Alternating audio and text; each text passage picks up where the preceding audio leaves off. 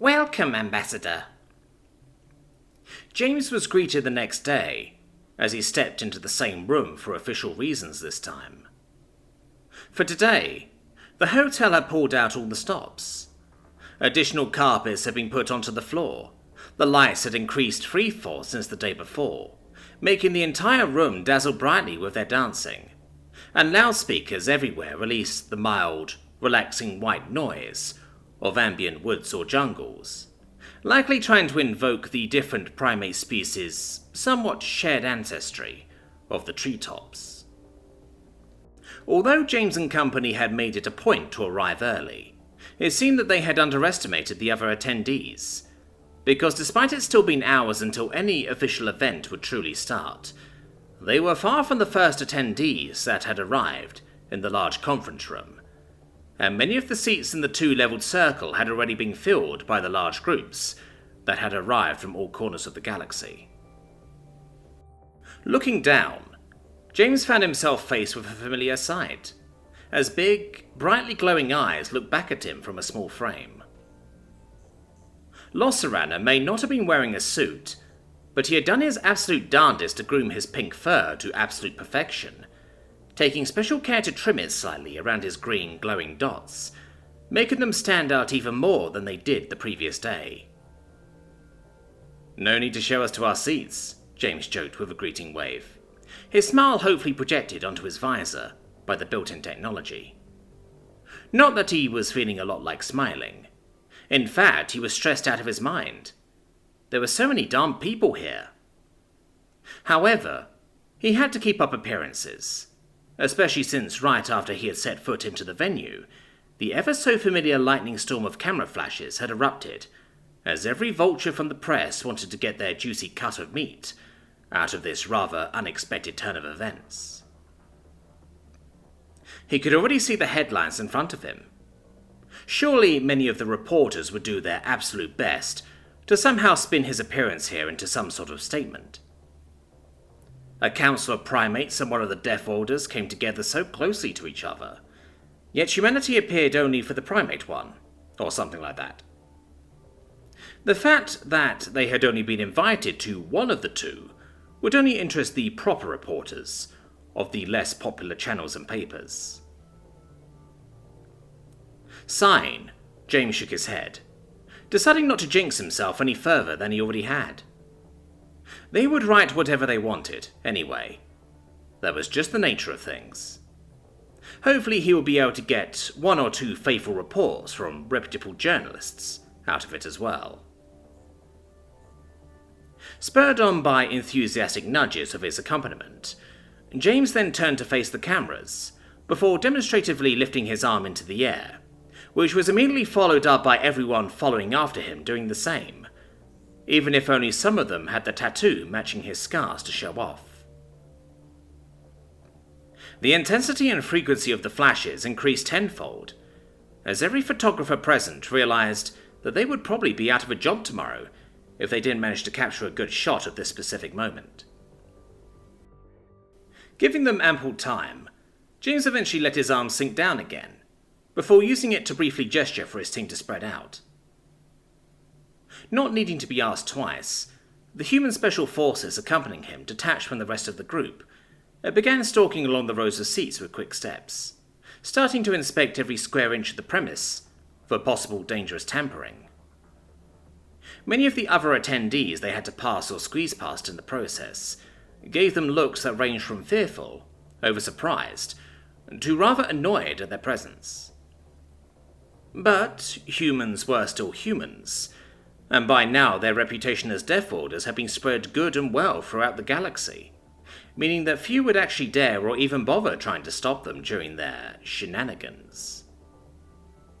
Meanwhile, James, Nia, Shida, Coco, Curie, Moore, and Conglorch all ascended to the second level of the circular seatings to already take their places, while the team ensured their safety during the event.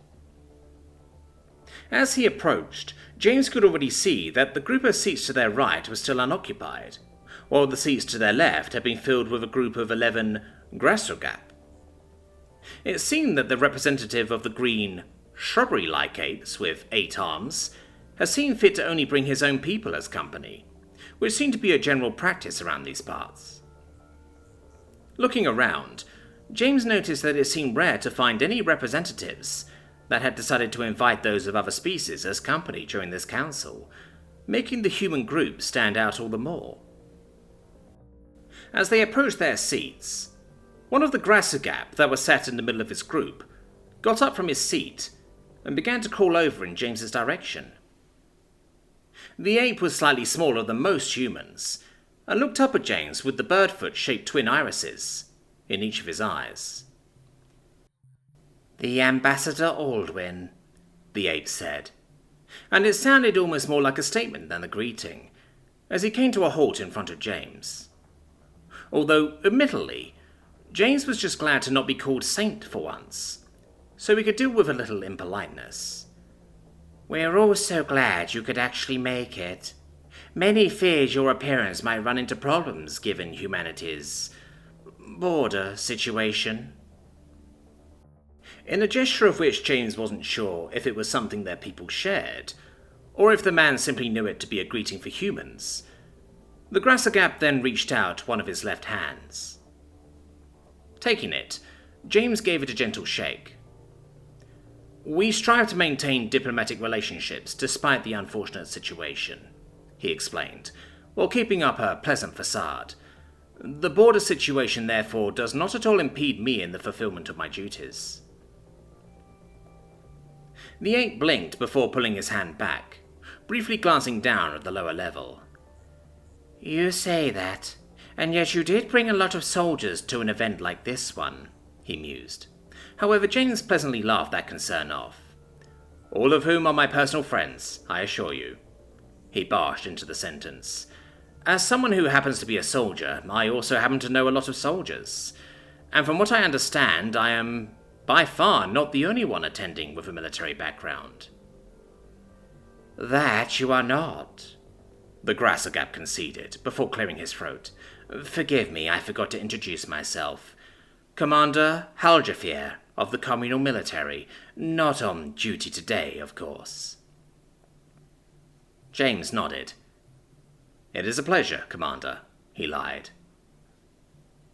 Apparently feeling that first pleasantries from face to face were over now, the commander then glanced around James to inspect the part of his company that was still accompanying him. And of course his eyes stuck especially long to Sheeda and Curie as he did so. The man did not entirely manage to suppress his displeased expression. "Certainly some of the most peculiar attendees that have ever been invited to one of these meetings," he informed no one in particular in brief words. "Humans are the most peculiar primates that have ever attended," James gave back with a shrug. "The invitation was quite clear that I may bring 10 people of my choice as accompaniment. The choices that I made will not be an issue now, will they?" Although he could not hold eye contact for his breath filter, James was quite sure that the man still felt the human's gaze on him. "Of course not," the commander soon replied, although he left a noticeable pause beforehand. Then he politely turned to also greet everyone else in James's company. And not only him, but soon his own company started to get off their chairs to approach, in a slow, careful crawl. As he shook hands and exchanged vain introductions, James kept an eye on how everyone else was conducting themselves. Moore and Nia were pleasant as always. Coco's posture was pretty closed off, but she still played along. Conglort seemed to deliberately ignore the few apes that actually went out of their way to approach the enormous predator, although he was of course not the least approached of the bunch.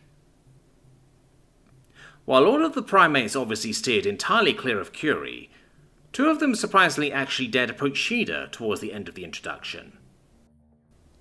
And while the feline was clearly hesitant about the greeting, she did politely reciprocate, as one of the Grassagap reached out their hand.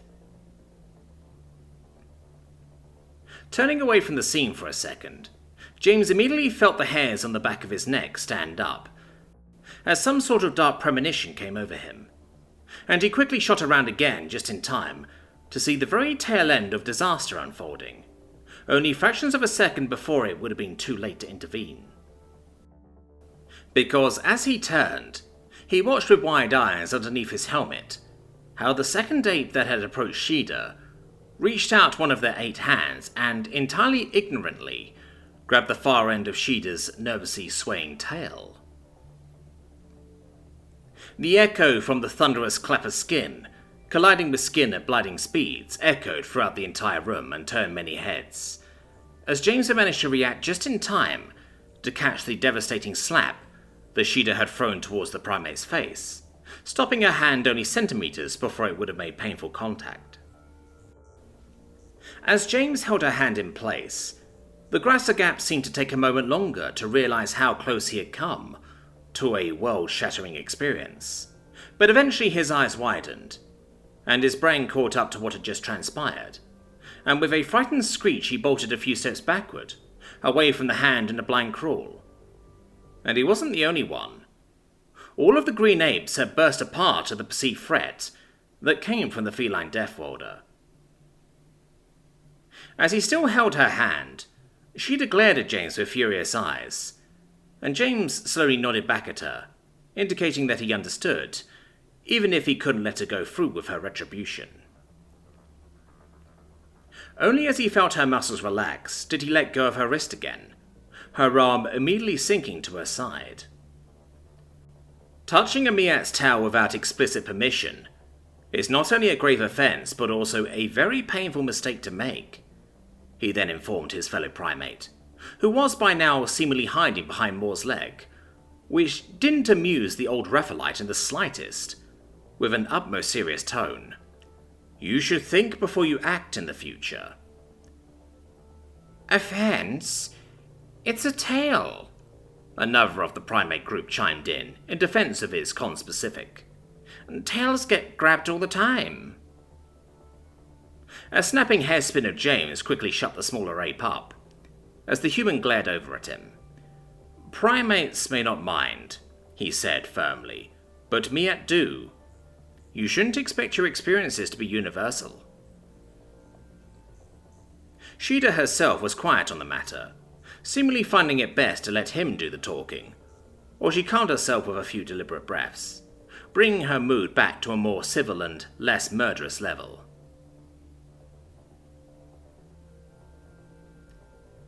Offense or not, the feline can't go around attacking people like that. It was now the commander's turn to try and take control of the conversation, however rank or not. It seemed he was in no way better equipped to deal with the attention of a high-class Deathworlder than his companions were, because he too didn't exactly hold his own when James fully turned towards him. Knowing full well that he still had to conduct himself, at the very least, in a way that would not have him removed before the event even started, James swallowed a quite aggressive remark about how he felt winning stupid prizes for playing stupid games was entirely justified every now and then. Instead, he went a slightly more compromising route. Indeed, which is why I stopped her, he said. But as we say where I come from, 2 times wrong does not make 1 right. Immediately reading the room to a much more competent degree than basically everyone else around, Shida took another deep breath before flatly stating, I'm sorry for the harsh reaction. It just surprised me. Not even James was sure if the apology was genuine, but he also didn't care. Apparently weighing his options when it came to this conflict, and seeing his side coming up light, the commander began to turn back to his seat. Very well, he mumbled, while waving his company along to also once again sit down with him. However, as they all began to move, James waited just long enough for the tail grabber to be on his level, before his hand once again shot out to grab someone else's arm. Aren't we forgetting something? He asked, and tilted his head to look down at the ape, who had entirely frozen up once James's hand had locked around his arm tightly. Excuse me? The Grassagap asked after a moment, his voice slightly unsteady, as he gathered his courage to look back up at James, while he felt himself being utterly immobilized by the Deathworlder's grasp. No, you're not excused, James gave back firmly. Then he strictly ordered, "Apologize." By now, all the other apes had once again turned to the scene, with a mixture of concerned and angry glares, as they watched the human hold one of their own. "Excuse?" the man tried to ask again. However, James didn't even let him get it out this time. "Apologize," he ordered again without missing a beat. "You were the instigator of the incident. You were the one who behaved extremely inappropriately, and since Sheila didn't indicate that she is going to press any charges, you are very lucky that all the consequence you will face for it is a little scare." Sheila apologized for her reaction. The very least you can do is apologize to her for causing it. "Ambassador, I'm sure the boy..." Commander HFY tried to intervene with an outstretched hand, but James quickly shut him down as well. "You are not involved in this," he imperiously said, with barely more than a sideway glance before returning his attention to the man in his grasp. "And?" With that, he let go of his arm, but only so he could turn to face Sheila of his own accord. I'm sorry," he then said, with a tone that sounded like he was, at the very least, attempting to be genuine. I promise it won't happen again." Taking another deep breath again, Sheila nodded at him. "Don't touch people without their permission. Especially no predators," she said, in a tone that made it clear that she was at the very least accepting the apology, although it was unclear if she actually made anything of it. Yes, the ape stammered, before quickly turning and finally hurrying back to his seat. With venomous glares, the rest of the group followed him. A few moments later, Sheila walked up to James. "Thank you," she whispered close to his ear, with slightly drooping ears. But James shook his head. "Don't thank me for that," he replied, as he reached for her hand. "Should have done way more if it wasn't for the wishy-washy shackles of polite company." Instead of responding to that, Sheila quickly walked up to him and rubbed her face alongside his shoulder while releasing a low chuff, which admittedly made a smile creep across James's face. Meanwhile, the rest of their company already started to walk past the two of them to reach their own seats. As she passed him, Nia gave James's shoulder a gentle but appreciative pat, while Coco quickly jabbed against his back. This caused James to pull loose from Sheila, although he still held her hand as he walked over to the places that had been prepared for them. Not long after, the rest of their group also arrived. "All looks clear so far," Andrich informed him in a whisper, as he leaned in close before sitting down on a chair behind James. "Good work," James replied, nodding at the Major appreciatively. "Keep an eye on the video feeds for any changes in our blind angles." Andrich nodded back before sinking into his chair, immediately leaning over towards Admir, likely to delegate the watching task. "The revered order of the primates." A voice on James's other side then ruminated, making him turn his head to look at his sister, as Nia leaned forwards onto the railing that separated them from the people below. "I have to say, I'm not feeling a lot of reverence right now." James sighed in agreement. "We're all just people like everyone else," he agreed, as he too glanced around at all the semi-similar faces that had congregated in this place. Primate, Deathworlder, honestly, who really cares in the end? Well, apparently a lot of people did, but much like his sister, James couldn't really see the point behind it. The people here were connected only by looking and living somewhat vaguely similar. They could barely be called a group, much less an order. Yet still, there was this odd but unmistakable sense of pride about being here, and being part of this order radiating from many of the people around them. And somehow, despite the fact they didn't really fit in with it all, that same feeling still seemed to at least somewhat extend to the humans as well. Despite it all, they were primates, even in the eyes of the most hardline of people. Over the following time, more people were greeted into the hall as they gradually arrived, the room filling up more and more with each minute that passed. The lower level was now entirely seated, it seemed, with only a few more participants missing on this upper level of theirs. Just as James looked to the entrance again, there came the Tiasonko, large lanky primates with 4 awkward arms, small eyes and 4 rotating ears. She'd made a judging sound as she saw them lumbering in. And with their arrival, that left only one group of seats unoccupied, the one directly to the human's right.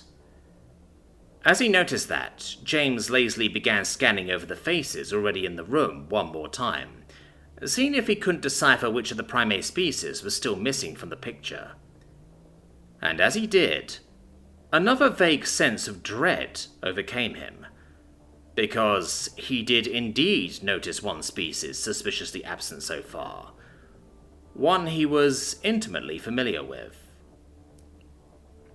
Apparently he wasn't the only one who noticed, because next to him, he could basically see Sheeta's body tense up as she, too, apparently realized which species exactly had yet to arrive. If he was being entirely honest, James didn't even really need to see what happened next at this point, to entirely know that it would happen. Still, he couldn't entirely stop his voice from escaping him, as shortly thereafter, the representative of the Zamareskis came walking in, accompanied by his chosen group. "You have got to be kidding me," James grumbled under his breath, as he watched the large, sand-coloured monkeys walk in one by one, with the tail end being formed by none other than one Captain Ferrimore Uton, in the noticeable company of a Ketsir, that nervously glanced around at all the faces staring her down as she entered. Sky had grown again. By now she was almost rivaling Uton in size. "What's he doing here?" Tuya asked in a hushed hiss, as she also noticed the captain. "Isn't there an active investigation going on against him?" "Yes, but I'm sure I don't have to remind you that the same is true for many of us," Konglors chimed in, sounding rather sober about the topic. "If I am being honest, I had a suspicion something like this may happen." The enormous reptile bellowed deeply in concerned displeasure that his suspicions had apparently been proven right. As the arriving group started to be done with their greeting at the entrance, and thusly began to make their way up the stairs towards them, James noticed Sheeta beginning to shudder next to him.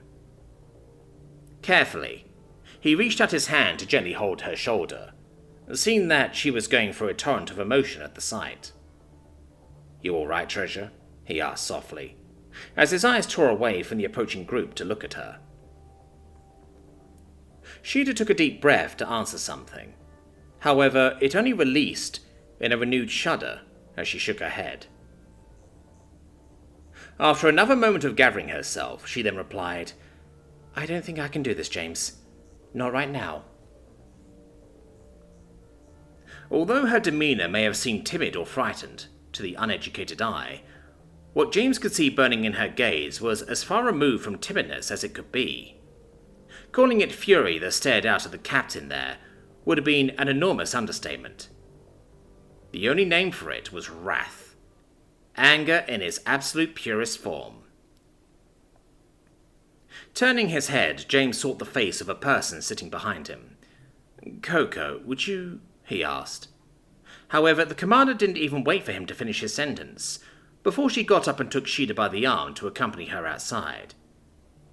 Standing up together with his girlfriend, James gave her a quick hug and an excusing pat on the arm, before she quickly hurried away in the other direction, going the full circle around the room, so she wouldn't run into the captain.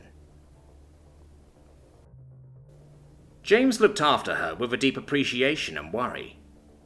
He knew that couldn't have been easy for her. Now, it only remained to be seen if he had himself under control, as much as she did. because, admittedly, the spark of anger that he felt beginning to flare up within him, the closer the monkey came, wasn't exactly a small birthday candle either. He concentrated on keeping it in check as he looked into the captain's familiar, dark eyes. Although, as the group of Zimariskis, with one additional Ketsir, walked past, they did not stop to greet the human company. Neither did James make any efforts to acknowledge their existence, with the exception of a quick nod in Sky's direction, as his face met her room-scanning gaze. Much like the reason Sheeda had removed herself, he too wasn't here to start a fight. Whatever gripes he may have had, he would have to bring it up in an official manner. Luckily, he wouldn't have to wait long, because soon, the crackling of an amplified voice began to break through the white noise of clattering primates. A few probative prods were audibly made at a microphone to test its working condition, while more and more voices gradually died down. Yes, hello. Can you all hear me? Yes, good. A high voice then announced, which made many eyes in the room search around for where its owner may have been hiding. Not the humans, though. Their trained eyes had basically immediately zeroed in on the tiny person in the middle of the room that was equipped with a headset-like device. A Pixameria, slightly larger than Losarana, but also with slightly duller colours. Hello and welcome, everyone. It is a great honour and pleasure to welcome all of you representatives of the different species of the Order of the Primates here in the Fairbing Taxi Hotel, they loudly announced, or climbing up onto a sort of podium to be a bit more visible, despite their small frame, that basically got lost even in the open middle of the room. My name is Losaranaja, and I am not only the proud partial owner of this hotel, but also the even prouder representative of the Pixameria for this council. As your host for today's events, let me assure you that everyone's pleasure and comfort during the events will be a top priority. James rolled his eyes at her words. The pleasure and comfort of the attendees? Sure, that was what mattered here, and definitely not the important topics that would be discussed. Now that all the awaited representatives have officially arrived, we can begin with today's proceedings. Losaranaja then continued her announcement, before a large picture was projected into the middle of the room, showing a large slide that listed off the typical bullet points of a conference, including the greeting and discussion, and scheduling of the proceedings. Although the Pixameria then paused, and turned to the surrounding audience as she added, Before we proceed, would anyone like to address any general concerns about today's events? Knowing how events like these usually went, and seeing his chance, James stood up. I would like to address a concern of mine, he said loudly, but without even hinting at a yell or shout, the amplifiers in his breath filter distorting his voice more than they usually did, as he raised his volume. The Pixameria glanced up at him with a few quick blinks of her glowing eyes, and seemingly needed a moment to realize that it was still up to her to give him the stage. Ambassador Aldwin, of course, she said, seemingly slightly taken aback by the fact that somebody actually had something to say when she asked. Apparently the question was usually just a formality or something. You may address your concern. Only very briefly glancing over his shoulder, James wasted no time in loudly addressing the room again. I wish for it to be noted that I strongly protest against the presence of Captain Faramore Uton during these proceedings, he said firmly, yet politely, which took him great effort to keep up. The Captain's crimes against me and many of my companions are no secret to anybody here. The fact that the Simaraskis' representative still invited him as one of his companions, despite knowing of my attending, can be nothing less than a deliberate provocation on their part. Alleged crimes, Commander Halafjir interjected without missing a beat. Much like the crimes brought against you The allegations remain unproven so far. Your attendance could just as well be seen as a provocation towards the captain. James bit his teeth together to keep his focus sharp and his tone in check. Unlike me, the captain is not an invited representative of the council, and therefore his attendance was not public knowledge, he replied forcefully. If any companion here is to be seen as a provocation, it is that feline of yours. Someone else then also injected themselves into the conversation, and it took James's eyes a moment of searching to realize that it was the representative of the Tshirt. He sure looked like an unpleasant fellow with a sneer on his face, and eyes even more squinting than was already usual for his species. This is a council of primates. What madness has brought you to the belief it would be a good idea to invite a Miat as your company? Her people are known to hunt primates, in case you are somehow unaware. So are humans, James replied, completely unperturbed by the man's aggressive tone. In fact, our closest relatives are to this day known for their great skills in hunting other primates, and for many people living on harsher parts of our Deathworld home, other primates are still seen as a source of nourishment if the need arises. Therefore, her presence here is in no way more provocative than my own, which, I may remind you, was officially requested by the council. If I remember correctly, it was even your signature underneath my invitation. Either way, the hunting of animals as prey is in no way connected to the civil discussions between sapient people, and as such, I may remind you that this entire meeting of the council was called in because of an attack that was carried out against the Miat homeworld. Bringing one of the people most affected as an advisor can hardly be seen as a provocation, and that isn't even to mention that Sheeta has already left the room of her own accord. James was polite, but he wasn't going to take any shit today. If they wanted to hide behind their ignorance, he would be ready to tear it away with great prejudice. The Tshirt glared back at James, but it seemed the wind had been thoroughly taken out of his sails. At least, it seemed like he didn't have any worthwhile rebuttal to James's words. Everybody, please! The conversation was suddenly interrupted, as the speakers in the room came back to life, as Losaranaja seemed to have had enough of their bickering. Turning her glowing eyes towards James, she cleared her throat. Ambassador Ordwin, your protest is noted and understood by the council. Then, her gaze turned slightly further to the right. Captain, you may stay. However, be aware that your conduct will be heavily scrutinized, especially should you decide to interact with Ambassador Ordwin. Do you understand that? She then asked. Of course, Captain Uton replied, with his dark, smooth voice. Very well. In that case, let us proceed. Losaranaja returned to her previous tone, as if the entire verbal altercation had not happened. The first point of the day was the greeting. Off to a great fucking start, Andrej grumbled behind James. Well, if they're planning to walk all over us, they'd better have brought their thickest boots, James replied, briefly flexing his mechanical fingers in both directions, in an unnatural motion. I'm done taking anyone's shit.